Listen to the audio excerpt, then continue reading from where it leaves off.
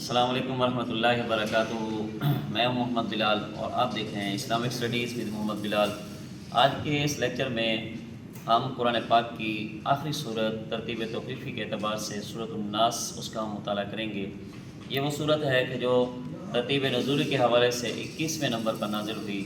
اس سے پہلے سورۃ الفلق نازل ہوئی تھی۔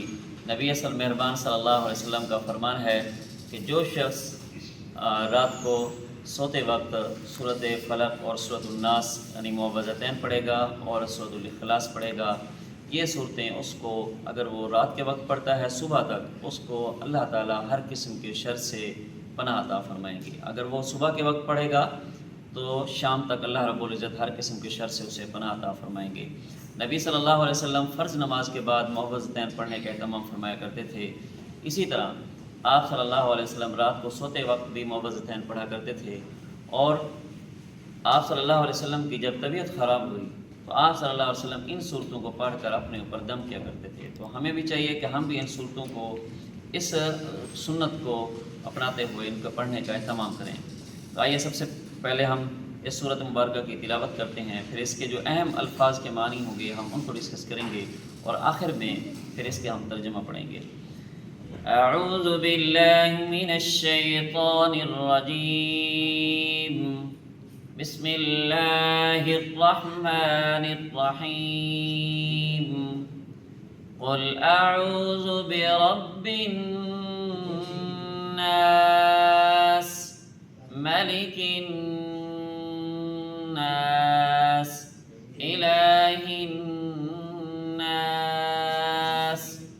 من شر الوسواس الخناس،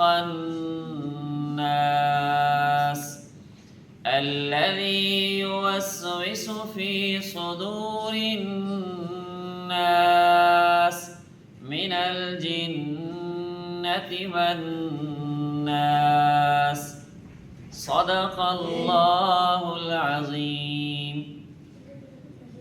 قل کا معنی کہہ دو، فرما دو، اعوذ میں پناہ مانگتا ہوں، میں پناہ چاہتا ہوں۔ ملک کا معنی بادشاہ، الہ کا معنی معبود، الخناس پیچھے ہٹ جانے والا، یوسوسو وسوسہ ڈالنے والا، صدور سینہ، الجنہ جنات، الناس لوگ۔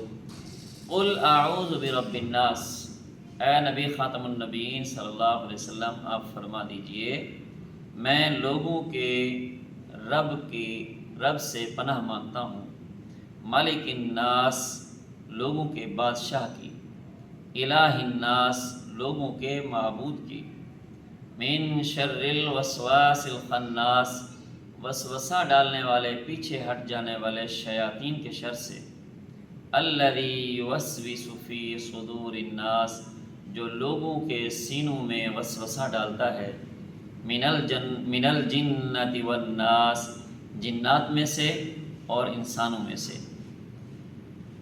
الحمدللہ ہم نے سورۃ الناس کی تلاوت کی، سورۃ الناس کے الفاظ کے معنی پڑھے اور سورۃ الناس کا ترجمہ پڑھا ہے۔